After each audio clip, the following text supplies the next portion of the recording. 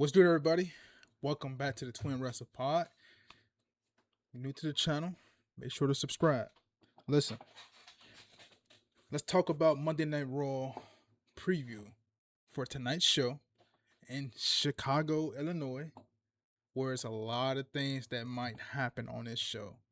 We have let's get the elephant out of the room, shall we? We have one huge elephant in the room, an elephant that we ain't seen since the night after WrestleMania on Monday Night Raw. That's from the city that this show is taking place. Former world champ, CM Punk. We haven't seen him since the Monday after Monday Night Raw. What did he say on that very Monday after Monday? Well, that very Monday after WrestleMania. He said, "You just never know when a title opportunity is going to fall right out of the sky." And he was talking to the American Nightmare Cody Rhodes at the time, who was the WWE Champion coming out of WrestleMania Night 1. Now, it's all been speculated, and I think assumed, and maybe in concrete, that CM Punk is going to be on SmackDown, which is, at this point, I think is the right move because he done everything he can do on Raw. He already faced Roman at WrestleMania, had a banger match. That program is done. Faced Braun Breaker. That program is done. Faced Seth Rollins. Program is done. Been feuding with him all last year and mostly up to the beginning of this year. You just need to get him away from all those components on Monday Night Raw. CM Punk needs nothing to do with them on Monday Night Raw. The biggest matches they can do right now are on the SmackDown brand for CM Punk, respectively. And there's one match that I'm talking about, and that's Cody Rhodes versus CM Punk, which I think should be at WrestleMania, personally. The news going around that it could possibly happen at SummerSlam. Everybody has it booking to be at SummerSlam, but I don't think it should be at SummerSlam. I think you need Sami Zayn to run with this championship for a while, because if you go by the Cody Rhodes, man, you're going to risk, tonight's show is going to prove it. You're going to risk the reign of him getting fucking booed out of the building. I think he's going to get some boos here in Chicago. It's going to be a lot of mixed reaction tonight, but you don't want to run that risk of giving Cody Rhodes the championship again, because Cody Rhodes fatigue is a real fucking thing. I've gone through Cody Rhodes fatigue. When last year he faced Kevin Owens for the WWE Championship, all last year, like I was just like over it. Like I was done. Like I love Cody. I want to see him in the main event spot at all times, but him just parading as the WWE Champion, it does nothing at this point. Like you need to let the championship and him separate for a while. Then he gets it back at some point in time. Not SummerSlam, possibly further down the line, maybe January, February, somewhere in there. And he defends it at Mania or something, or he wins it at Mania. He just need to have a long reign without the championship for a while. Just be away from it. So, I say all that to say this. We have the big match, which we were going to get into tonight. Undisputed WWE Championship match. Cody Rhodes versus WWE Undisputed Champion Sami Zayn. And there's a lot of talk online amongst the IWC of whether Sami Zayn is a legit title contender. He doesn't look like a champion. Bruh, this wrestling community fucking just, everybody just go into this boat here. They confuse me, okay?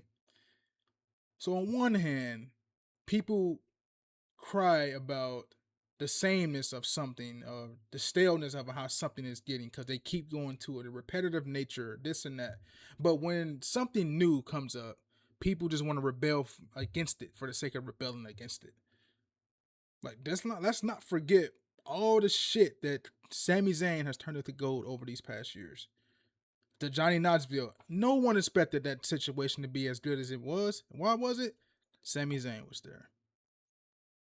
The last real good guy stuff he's been doing currently.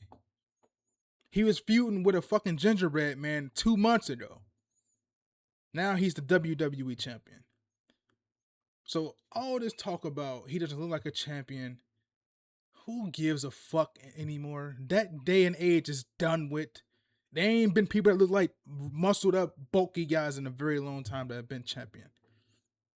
Period.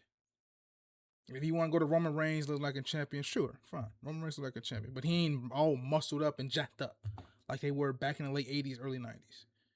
That day and age is gone, okay? Sami Zayn opened the doors for other people who look like him to become champion one day. Hence a Chad Gable. So when they give you something different, go with it. See what direction they go with this thing. Don't be so quick to fucking rebel against it. And it goes for WWE as well. Don't just put the championship on Sami Zayn for the sake of just putting it on him and then take it away from him. Which I don't think they're going to do tonight. So let's get into it, right? Main event. This should be the main event of tonight. Sami Zayn versus Cody Rhodes for the WWE Championship on Monday Night Raw. Not Friday Night SmackDown. So you know they're planning big things for tonight. It's in Chicago. WWE Champion, the SmackDown Championship is defended on Raw. So a big night. I'm taking Sami Zayn, and I'll tell you why. Sami Zayn. The WWE Championship is in a unique place here because it has the ability to be unpredictable at this point. When Cody had it, it was predictable.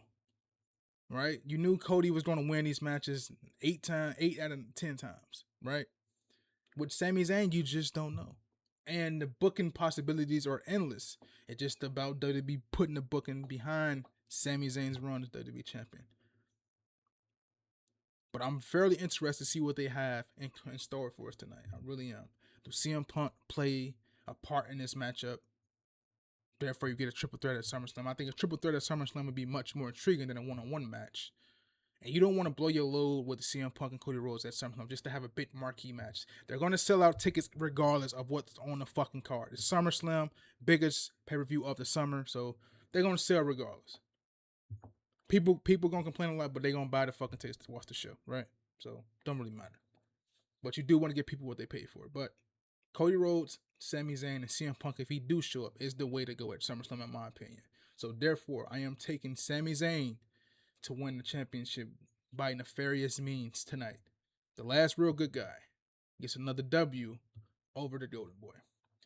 All right, other things to kick off Monday Night Raw that are, I wouldn't say like super important, right?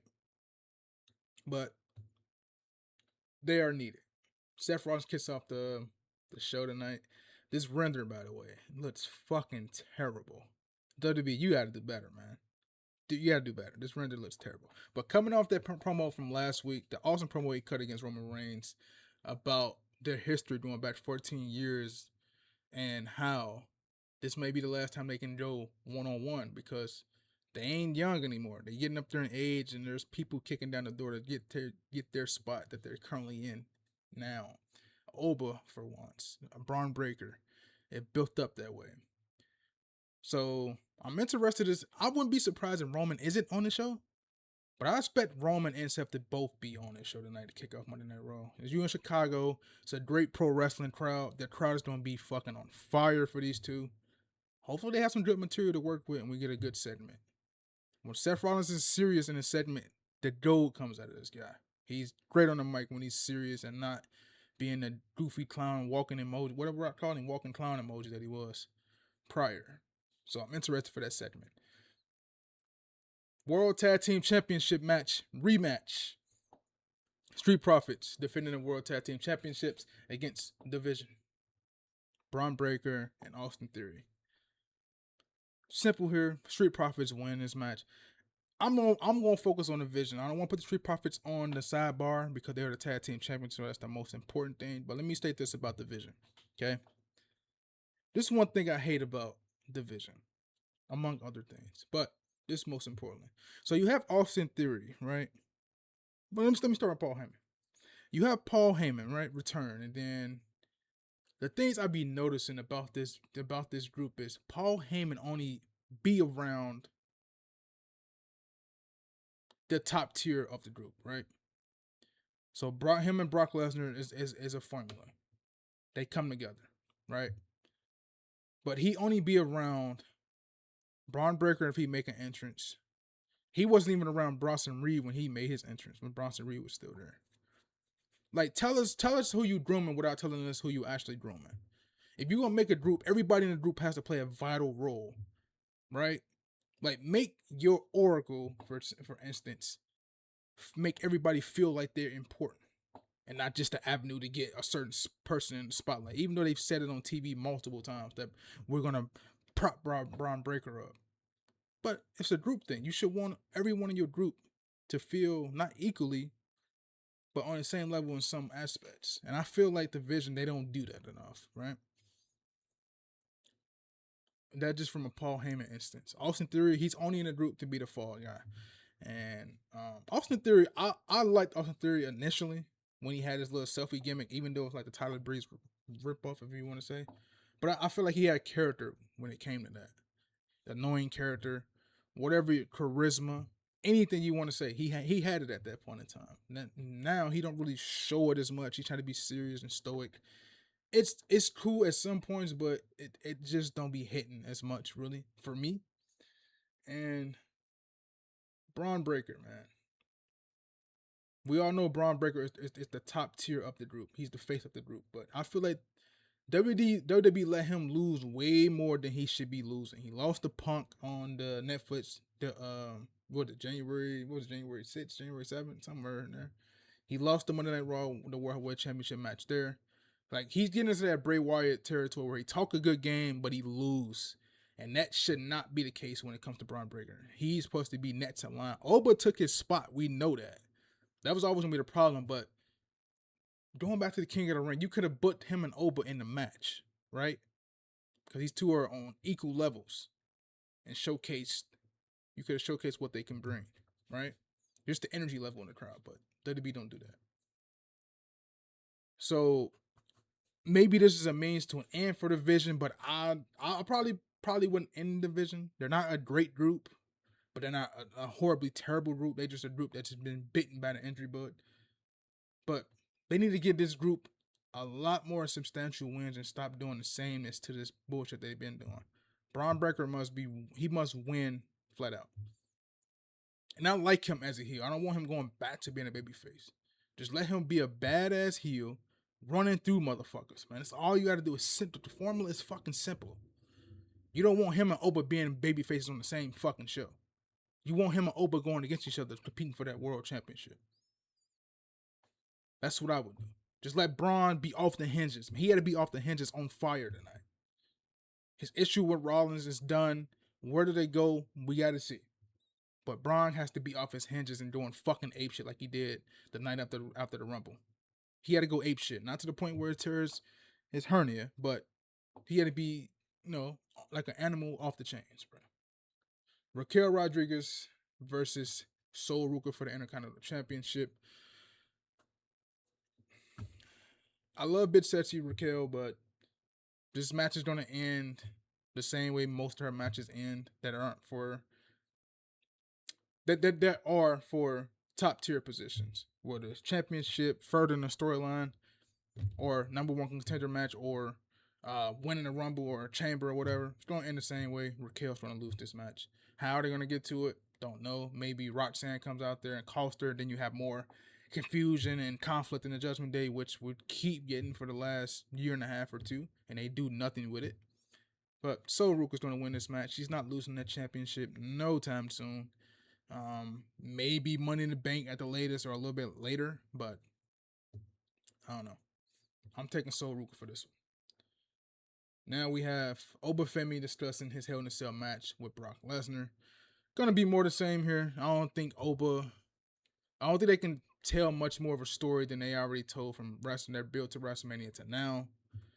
When it comes to Brock and Oba, it's just gonna be two big ass dudes clashing in the Hell in a Cell match. The real question is how long is this match going to be? That's the real question. But we'll see, man. The Ruler will be on Monday Night Raw. Seth will be on Monday Night Raw.